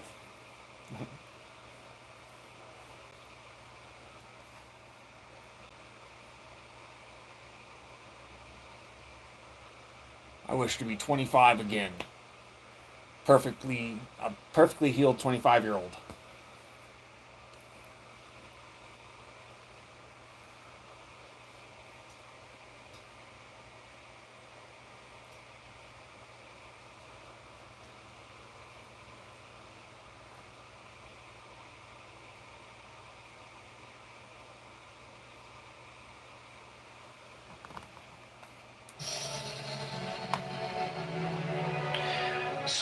So Kurt Mills, you're one of the smartest guys out there. You just heard Mark Mitchell, another brilliant guy, on the polling. President Trump, now people think the country's on the right track. They're supporting President Trump more than ever. We know why we voted for him, and we can't get enough. We love it. Obviously, there's certain things we disagree with adamantly, but hey, directionally, President Trump's delivering, and the American people are seeing this, and particularly this new coalition we're pulling together. Are you concerned that... and one of the reasons he's a man of peace. He's a strong man. People do not cross him. These dictators out there were all crossing. He's a man of peace. But dude, you look at the last 72 hours in Ukraine and Russia, we're being sucked into this, and we're being sucked into this because of American weapons We're systems. being sucked in drones, hard. This artificial intelligent target acquisition and fire control solutions. What is going on here? What is the perspective of Kurt Mills and American conservatives, sir? Well, to link to the previous segment, I'll say the following. To the extent that we can rely on public opinion polls, and I think they have become far more rickety over the years, as you're aware, but to the extent that we view them as a good snapshot of what is going on, since Trump has done his Middle East tour, since Trump has sidelined NSA Mike Waltz, and since Trump has made clear that he wants to make good on his promise of ending the endless wars, you have seen a clear spike in the polls for the president, and I think that's really notable. I mean, Trump has basically returned to the mid-January position where he has the Democrats on the back heel. Now, as to the question of Russia, obviously the administration is extremely frustrated. Obviously, the Russians are playing hardball. I mean, the Russian demands in and of themselves are fairly extraordinary. I know our magazine is often typecast as non-interventionist to a fault, but the Russian demands for territory that they have not actually conquered is a novel approach from Moscow, and one that obviously the administration should rebut, and I think they are. But I think right now it's not worth panicking. Don't be a panicking, as the president said, that we are necessarily spiraling into something that Trump can't negotiate us out of. I do think what is notable, and I do think what is concerning, is that Putin's lieutenant, Dmitry Medvedev, Ukraine the former attacked Russian president, again yesterday, or maybe the day before, floated attacked Moscow. It has blown up. Clear that the intelligentsia in Moscow is, one, aggrieved, and two, pretty nuclear curious. I mean, the intelligence assessments during the Biden administration were that the Russians you might as well crack your beers. Of using a tactical nuke. This is not to be trifled with, and I think that's because if I was Putin, I'm just going to say this: only in Russia, but also if I was Putin, I would just boom. I would nuke the entire Ukraine thing. Looking at which we've supported, but I don't see it happening right now because of so much of what's happening in Ukraine and with Persia. I mean, but do you think that they're still interested in an overall? They're just trying to reclaim land that was theirs. Over the 80th anniversary of Victory in Europe Day in Moscow, the parades I'm not and the 35 on Russia's side, but I'm not on Ukraine's either. With Poso, that this rapprochement, this overall some sort of strategic realignment we may make is still on the table and even active. I think rapprochement with Russia is still on the table. I think what is going on is effectively, there are two main explanations in my view for why the Russians have... People trying to take back what was originally theirs. The Russians may behind the scenes want to effectively Weimarize Ukraine, which is like, even if Zelensky signs a piece of paper, which is dubious, or even if the U.S. signs a piece of paper and Zelensky's not in the room, the question of Ukrainian military projection into Russia is a live one. They have routine drone strikes on Moscow. They are capable of assassinating upper crust members of the Russian military. And if you have the view that I do, which I know is not necessarily a popular view, that the Ukrainians were behind Nord Stream, or at least the evidence so far is that they were, and that they potentially acted alone, there is severe cause for anxiety in Russia that even if they sign a deal, that elements of the Ukrainian government may try to keep the war going, especially since Zelensky himself fears his own hardliners. I think explanation two is that Putin himself is wary of demobilization so quickly. The war itself would mean ending today, would mean that hundreds of thousands of troops would go home, potentially without jobs, potentially without pay, and of course that's that's unstable for any leader, so quickly. And so demobilization collapsed Germany, as you're aware, in 1918. And I don't think the Russian situation is nearly that dire. In fact, the Russians had the upper hand. The Germans did not. But still, it could explain why the Russians want to drag this out. And then finally, the Russians themselves are a very, this is not the Soviet Union, and I think that's a specious argument to make that claim. But the Russians themselves do have a lot of the Soviet architecture, which means it's a very bureaucratic society. Things go slowly, oftentimes, and there's a million different, check marks to make on the list before getting any deal. So yeah, the early deal is off the table. The deal by the victory parade in early May, as some people hoped, off the table, and we could be in for a long summer, but no need to panic yet. I think we've got a hard-nosed diplomatic approach from the administration, and they're playing it right. Kristi Noem was in, and supposedly was there to talk about the two young people who were assassinated in Washington, D.C., but she had time to actually meet with Netanyahu and I think inform him that President Trump's not just preferred path, but the path he's going down is some sort of diplomatic or economic deal that stops the potential for a threat of a nuclear weapon with the Persians. What's your assessment of this? Netanyahu, one of the reasons Waltz is gone is behind the scenes meetings with some of the Israeli staff. Do you think this is playing out as you envision?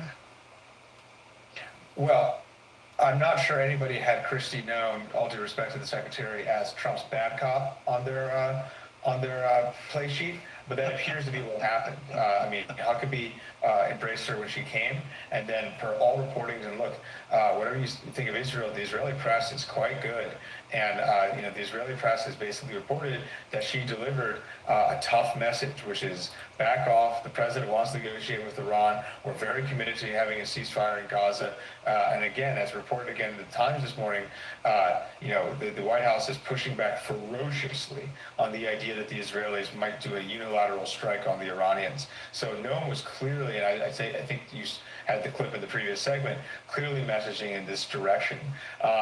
It's unclear to the degree to which the Gaza negotiations being led by Witkoff and the Iranian negotiations also being led by Witkoff are twinned. Of course, extreme hardliners and neoconservatives view a Sunni Islamic militant group in Gaza as, hook, line, and sinker with the Iranians. I think that is not true, but obviously these are partners, and it is very possible the two pieces are being negotiated together. But again, it's separate negotiations, separate cities.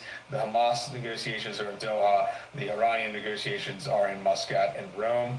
And again, the president, sort of exploded the news cycle this weekend, Memorial Day weekend, by saying we could have an Iran deal in a day or two. And there's this sort of deus ex machina explanation of how we could have an Iran deal, which is, again, I've been hearing it over the weekend, but it was buried in the Times report this morning, that they are looking at this, and it has been floated before, this civil nuclear agreement between Iran, potentially the Gulf allies, and the U.S. And then additionally, the Iranian nuclear chief today indicated something he never did, or something that the Iranians never did under Obama, that they would be open to American inspectors of their weapons program. So, I mean, this has gone well beyond JCPOA. Anyone who says this is a redux of the Obama deal is lying. And I think that this is fairly extraordinary, and we are quite close to a diplomatic breakthrough. Is American Conservative and yourself, are you guys comfortable with even an advanced verification program like this, and not taking it apart brick by brick peacefully, not with air raids, but peacefully, doing whatever you need to do economically to get them there? Are you guys comfortable that we can live with even a verification program that we have inspectors going in, sir?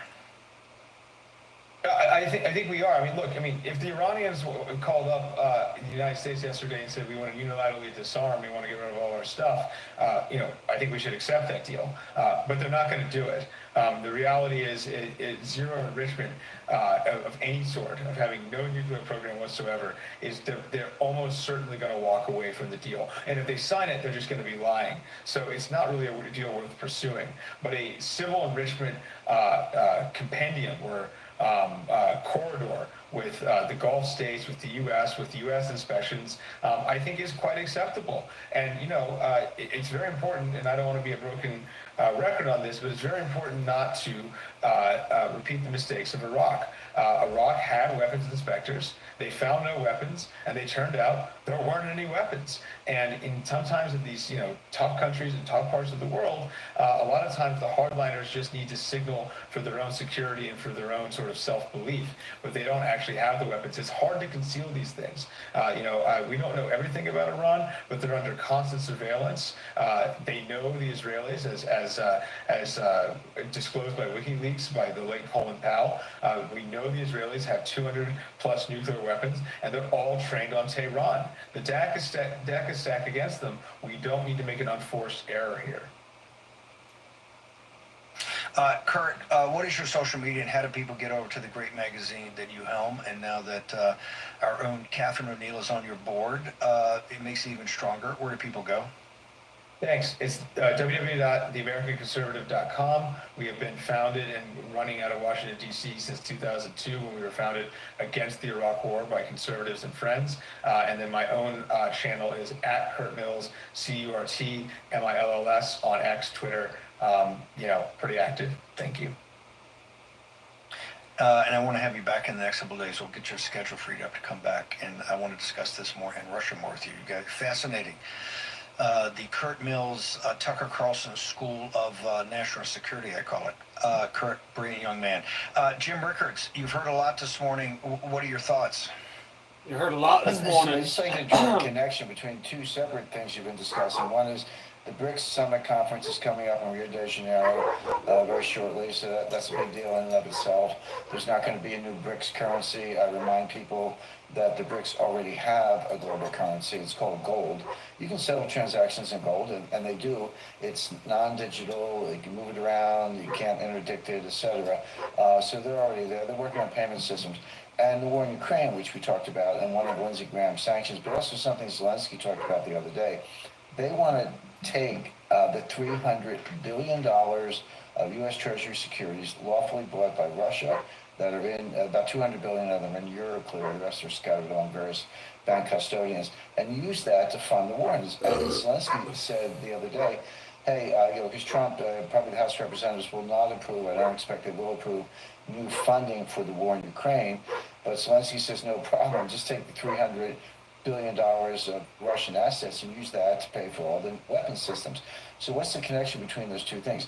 If you're India, or you're Brazil, or Saudi Arabia, and by the way, the BRICS have expanded, of course, it's not just the original five, and you're watching this, you're saying, hey, what if the U.S. doesn't like what I do? What if they steal my U.S. Treasury securities that I hold, my reserve positions, etc.? So by our folly in Ukraine, this isn't a freeze. We freeze stuff all the time. The U.S. is good at it. This is theft. This is armed robbery of the Russian assets. Lindsey Graham's all in on this, by the way. This would be part of his, new round of sanctions. But if you're any other country and you're watching this, you're saying, get me out of U.S. Treasury securities. Maybe you have to have some because there's no other asset class in the world that's big, but there are a lot. Hey, Jim, hang on 1 second. We're going to take a short commercial break. I want to continue this. Jim Rickards is with us, rickardswarroom.com. Go check out the landing page. The Sea Devil. You could try firing your torpedoes at the cave wall and blasting yourself, Serene. We're still halfway in the cave, sir. We could blow ourselves up. That's a risk you'll have to take.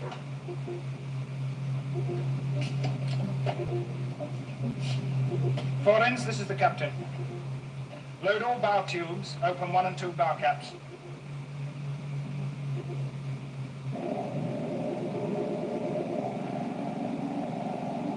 Increase the force field. The engines. We're losing power. Hurry up and fire those torpedoes, or we'll be drawn back into the cave. All bow caps open and ready to fire, sir. Well, come on, man, you've got to risk it.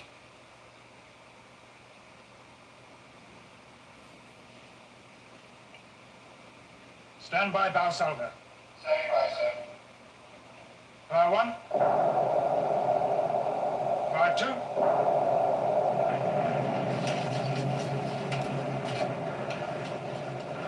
Increase the force field. They must not escape. It's no use.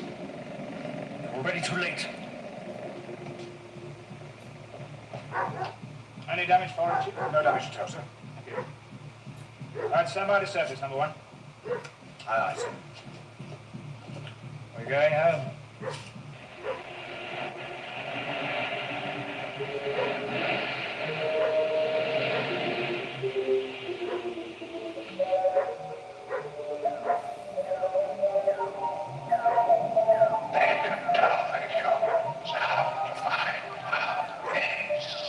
No importance. Before they can attack us, we shall attack them. Doctor, I thought you were dead. Dead? No, I don't think so. When I saw that thing come up empty, I thought I'd never see you again. Well, so the heroes have returned. Captain Hart, what idiot ordered an all-out attack just as I was on the verge of finding a peaceful solution? But it wasn't Captain Hart's fault. It was this... I'm terribly sorry. This is Mr. Walker. He's the parliamentary private secretary in charge of this business. I'm the idiot you've just been talking about. Absolutely splendid lunch, old man.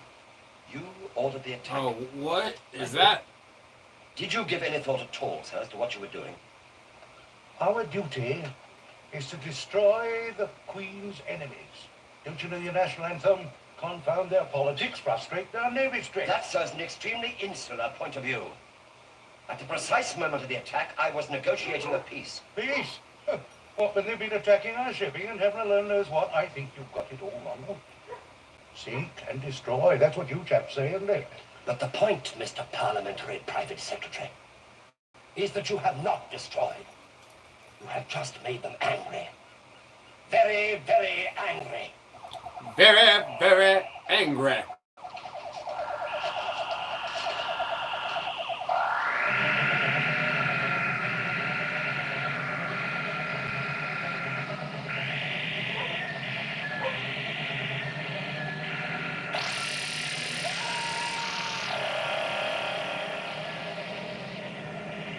Oh no!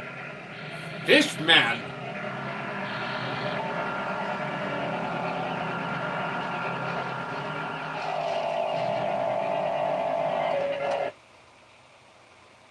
Said in one of my books 9 years ago, the gold is there. I mean, all this stuff, the gold is not there. It's there. Scott Bessent knows it. He said so. I believe him. But here's what we don't know. Is that gold leased?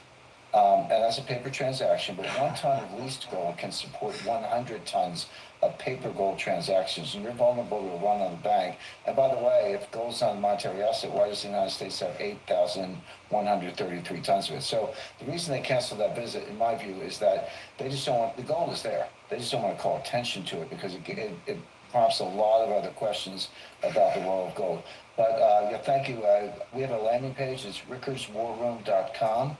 That's rickerswarroom.com. You can go there and you can subscribe to Strategic Intelligence, which is our flagship newsletter. By the way, the next monthly article is coming out in about a week or so. It's going to be about Russia, China, and the U.S. The Russia, China, and the U.S. and what I call the three-handed poker game. If you're in a three-handed poker game, you don't know who the sucker is. You're the sucker. And on X at Real Jim Rickards. At Real Jim Rickards. Rickards, thank you for spending the hour, 2 hours with us. I really appreciate it. Audience loves it. Look forward to having you back here, sir. Thanks. Jim, best geopolitical thinker out there. Joe Allen, you're going to be back with me tomorrow. We got a lot more to talk about AI and the coming jobs apocalypse, how people can avoid it. Where do folks go in the interim to get your writing? You can find all of my stuff at joebot.xyz. There's a collection. I might as well watch I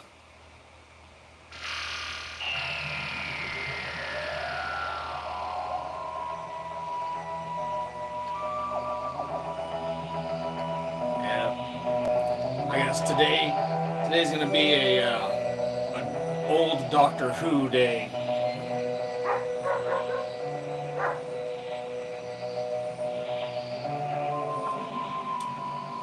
Already got the chickens out. I don't have shit to do. It's fucking boring.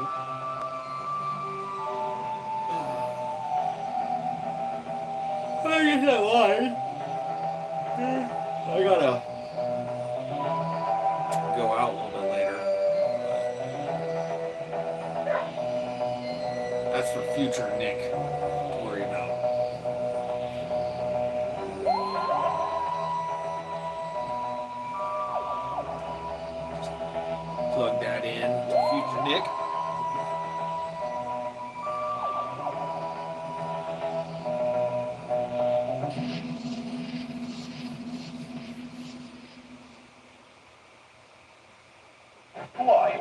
you rest. Who are you?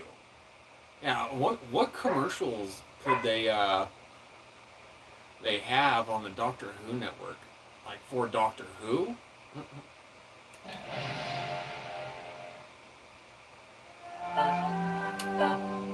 Oh, BritBox. Alright.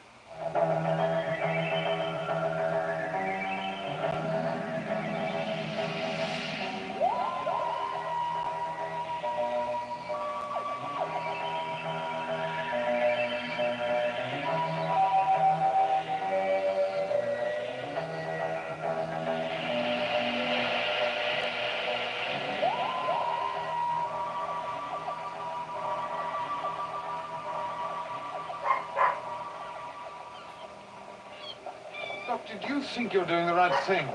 I'm doing the only thing possible, Captain Hart, and where to avoid a major conflict. Suppose they won't listen.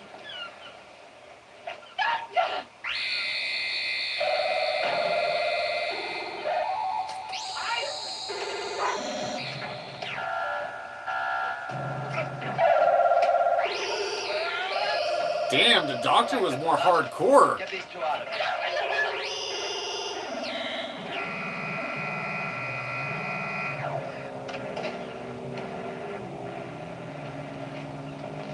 No! No! Take them inside.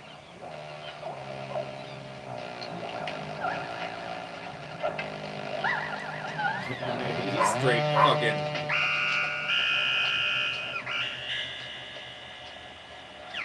Dear, oh dear, Doctor, will you never learn? Dear Doctor. I guess that's the Master. I don't know. I wonder if they have any of this on Max.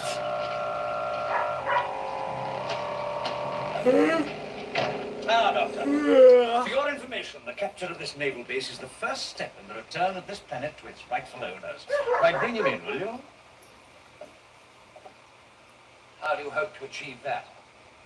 As you know, our friends here have underground and underwater bases all over the world. Well, I propose to Underground, underwater bases all over the world. them yet, have you? Not yet, no. But I I think that can. what I've said is about everything I need. I wondered why I was still alive. I advise you not to give me any trouble, Doctor. Not if you value the life of every man on this base. Not value the life of every man on this base. What about the women? That's what I would ask. Will the women be fine? What are you going to do about Like, of course. Like, okay, fine then. Yes, we should be able to open it. But I could never get through the ventilation shaft up there. No, I could.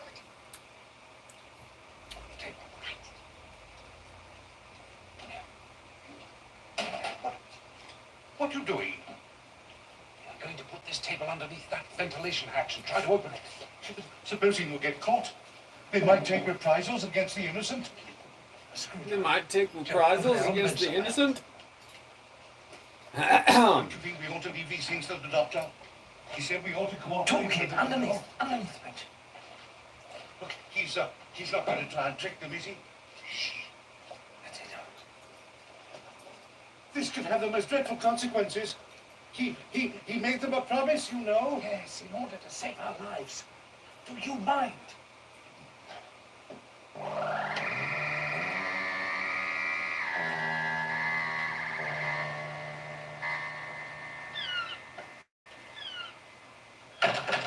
Now then, Doctor, my problem is this.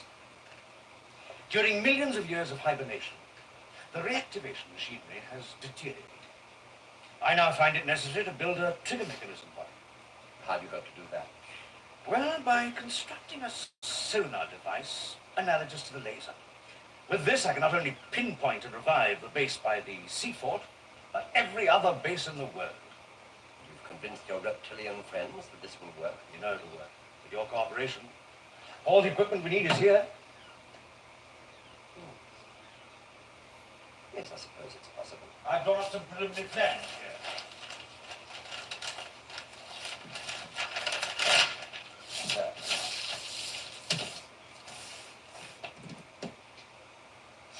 Good grief.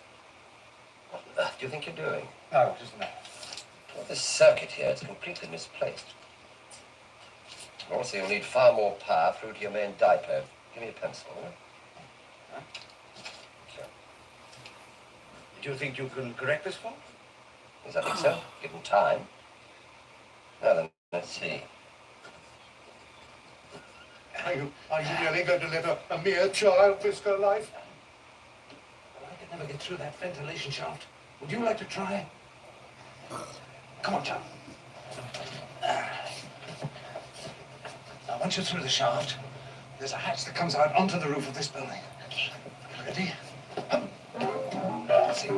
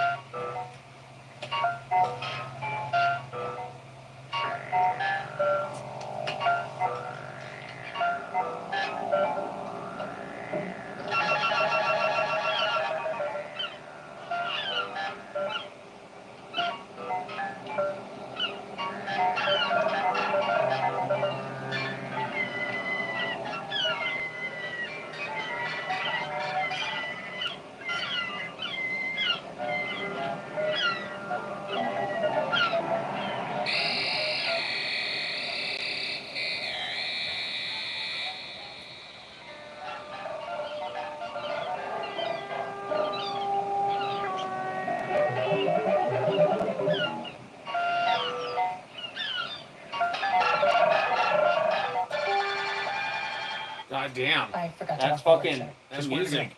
I added down the Unstoppables with odor blocker to them. Yeah. I'm never gonna watch Doctor Who. Old Doctor Who again. Oh. I've got an idea.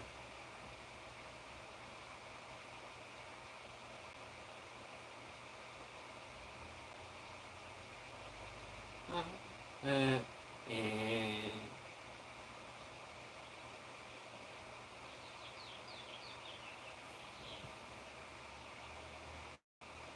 Oh, Tyrant Terminator. Oh, an hour ago.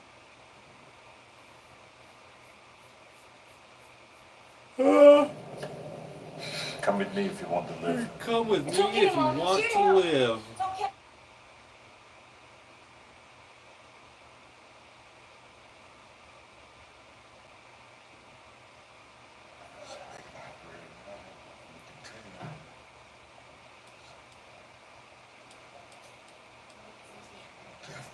Huge library.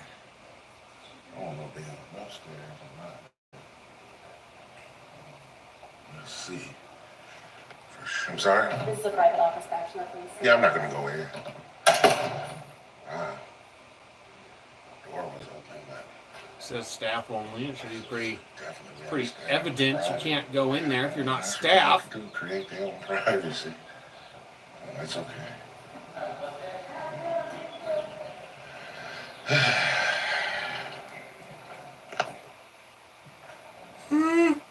Yeah.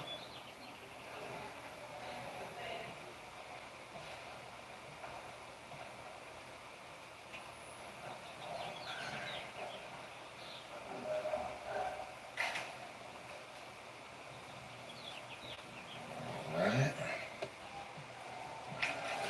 Lady, let's let me slam the door. Just look back now. She's probably telling him, as you can tell. Look, I bet you in that moment he's gonna look up at us.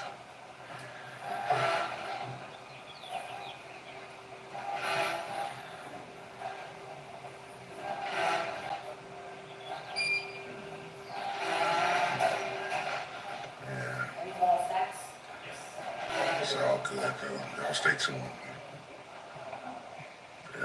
Fairly old library as well.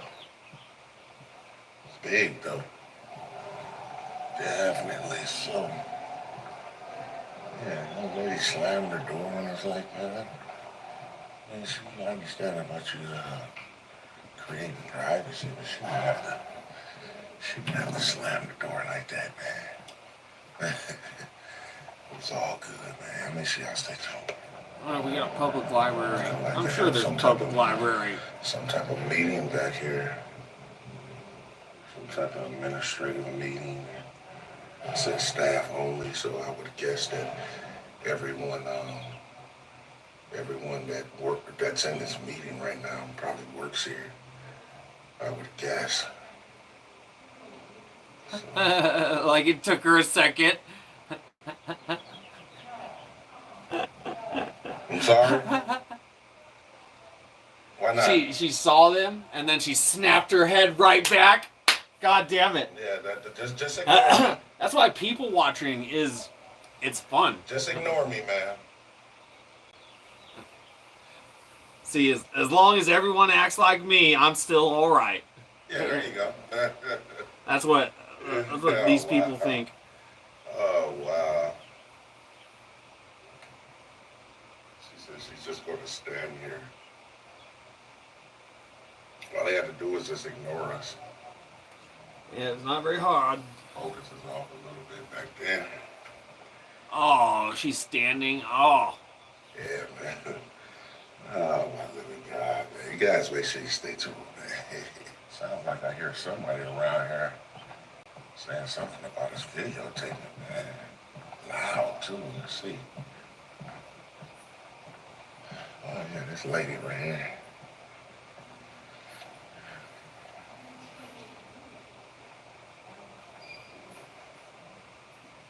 Yeah, I just heard someone talking about me videotaping.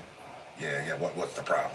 It was just because you were videotaping a private book gathering and they asked you not to, that's all. A private?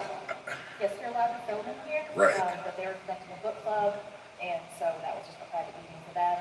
So especially if they asked you to stop, then you can stop for them, you're allowed to film it. So I couldn't, but I can't film their private book club. Is that what, that's what you're... If they were okay with it, then sure, but if they asked you to stop, then you not do that. So let me ask you, are they staff or are they just regular citizens? They're just residents. Yeah, they're just patrons. Oh, okay. So yeah, so how would, I mean, if you guys can just let them know if we have a right to do it, then that book club room shouldn't be off limits. I mean, as well, right? Oh, no, I think you're welcome to go in and join the book club, but I think it's more of their preference that they didn't want to be recorded. I understand, but I mean, like I'm saying, like by you guys knowing that we have a right to record, it'd be great if you can just tell him he has a right to do it, and then everything should be good to go. I don't. That's going a little far. Terminator. Like, if the staff or if the cops show up, then I definitely recommend they learn that. But if they're just a citizen, like I don't give a shit. Let ignorant people be ignorant. That's private settings, but not in public. I would walk into the room and record, and then if they said something to me, I would be like, well, like, I'm not getting kicked out, am I, bitch? They came to you? Okay. Oh, well, that's definitely an option. So, you create your own privacy. So, I'm just going to continue. So, for sure. I'm just going to continue. So, that was the. I mean, I'm sorry. One of the ladies actually. Tyrant Terminator, but that was. I don't know. She said she actually left. So, I mean, that's her option. You got cameras all over this place, man. But yeah, so that lady that was probably sitting in that last seat to the left there was the one that probably left. So. No. Yes, we have a right, ma'am. Just ignore us. I don't need your permission. Absolutely not.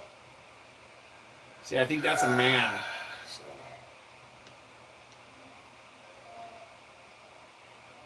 Yeah. You can tell by her fat rolls. Oh, or his fat rolls. So this lady right here by the door said if I ask permission. None of us want to be photographed. Oh, okay. Well, when you walked in the library, you were photographed. Well, whatever.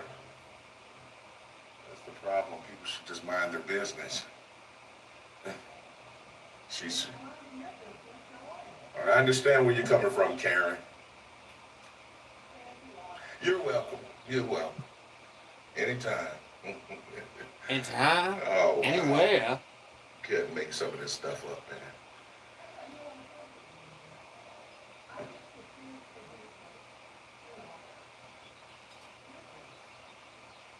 There you go. Yeah, it's just the middle. You probably have to get the left side and right side as well. Yeah.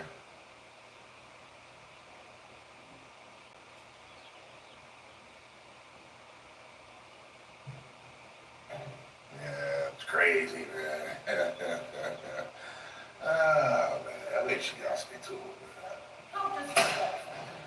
Oh, yeah, right. They could have just minded your business and everything would have been good to go. My goodness, Karen. That's not disrespect at all. It's disrespectful to try to violate somebody's rights. That's disrespect. Sir, you don't have the beginning of an understanding of what respect is. No, you don't. You have any of I'm not going to fight you. Have a great day. We should have never. Go live your life. You should. You should. I didn't. You I did. stood in front of the door so you could not film. Yeah, but you should have never said anything to me. Are you like the supervisor for the library? I'm doing kind of okay. Are you like the head person here? Library director. So yes, if you can inform this lady that we have a right to do what we're doing, she's obviously misinformed. No one in the room wants to be videoed. They just don't. You're on camera right there. What does that? Yes, I'm hot. It doesn't matter. You're on camera. This is not security. What are you going to do with the video? And I have an appointment, so I have to get out of here. I'm just making a point. Every time you leave your home, you're on camera. Remember that. Every time you leave your house. What are you going to do with the video? I might publish it. I can't go and look in your windows at your house. Well, this is not your house. Seriously. It's not. I understand, and you know the world is not a phone booth either. Ah, my living God, man. Like I said, if you can educate the room that what we're doing is obviously protected by the Constitution and our rights, that'll be a great help and service since you're trying to offer. Yeah, I'm not gonna post this one on my ads. Well, they kind of created their own privacy by blocking the window. So we don't have a problem with that. But she's obviously leaving and still has a problem, and I'm not even over there. So the camera's the problem for them.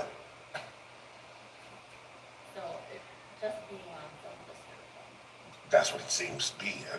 I mean, like I say, you guys have cameras all over this place. So it does not make any sense. It never does. What's your name? Mary. Mary. Yeah. So if you can do that, Mary, we'll be good to go. I will go see who's still in there. Okay. So, I guess the other lady that was at this info zone booth went and alerted Mary, which was the administrator here. So. Library administrator. I think she's gonna call the cops. Just like I said, it never makes any sense, man. They come into a place that's filled up with cameras, and then someone pulls out a phone, and it's a problem, man. But anyway, man, I think we should be good to go after this, man. We should be straight, man. We'll file us a FOIA, and then we'll get on up out of here, man. Now make sure y'all stay tuned. Yeah, that's the lady right there. That she's on her cell phone. She's gonna go into the staff only room. So yeah, it's all good, man. It's just, like I said, it doesn't make any sense, man. It never makes any sense, but that's the whole purpose of what we do, to make sure our rights won't be infringed on. So it is what it is, man. We'll go up here to the desk right quick and get us a form from the young man right there. He hasn't been bad at all today, so we'll get a form from him and then we'll rock out. Make sure y'all stay tuned. So if we can get like a copy, like a FOIA request form from you guys. Oh, on the outside of this door right here? Really? Okay.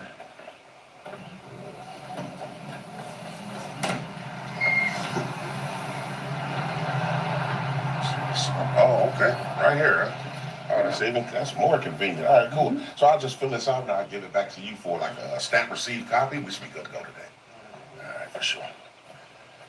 Just fill this out, man. They got them right there at the entryway, man. As soon as you come on in, so okay, got a whole entire guide for it too.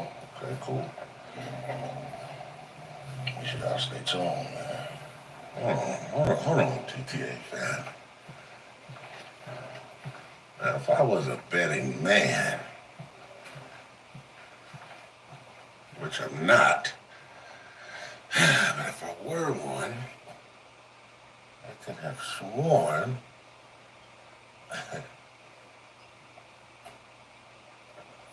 maybe I'm tripping. Maybe I'm tripping. Park Forge, PD pulling up.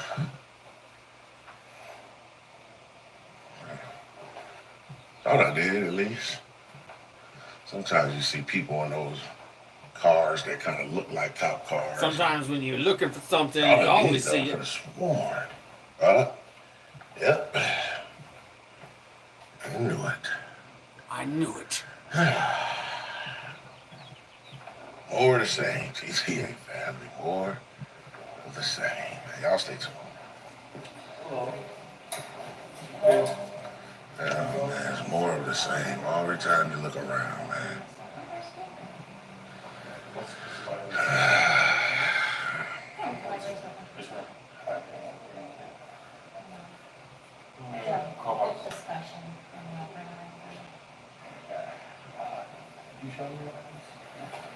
What's your name, badge number, officer? Excuse me? The name and badge number? My name's Officer Rich, 202. Okay. Appreciate it. Yeah, glad you see like you didn't want to give it to me at first. I was just curious where you at. Oh, just y'all. I know it's y'all policy to state that every time you come in contact with a member of the public. I hadn't came in contact. That's why I was asking what you asked for. Because I hadn't came in contact with you. Well, technically you didn't, but obviously you're here for me, so.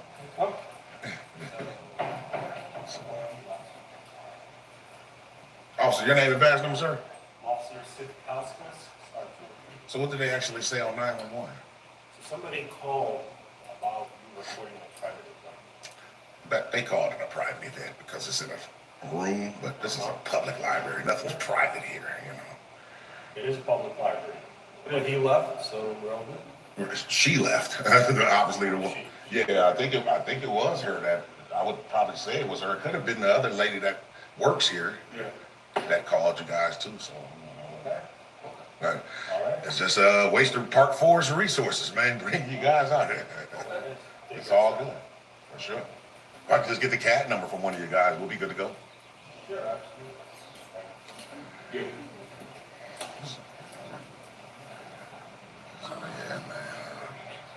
Oh, the J-Town Press has one, too.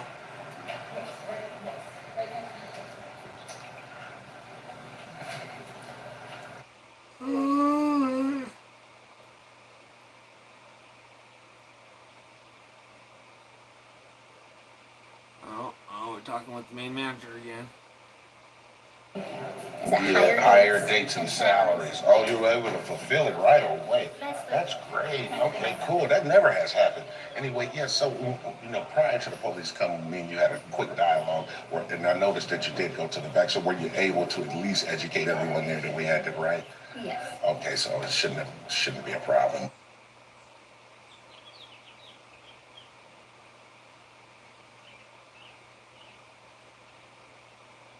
Especially at the end there, she was trying to, that she wished that conversation could hurry up. I could just tell. And then. All right, let's see what J-Town Press has to say for today. There's a woman standing out in the rain, video recording cars going in through the ATM. A lot of times what they'll try to do is they're going to try and get y'all into a lawsuit or get us into a lawsuit. So welcome back to the J-Town Press, and today we're here at Truist Bank. We're doing a little civil rights investigation. Remember, the banks took a huge, massive bailout in 2008 and 2009. They got a lot of our money. So grab your popcorn. Let's go. You can see it is pouring down.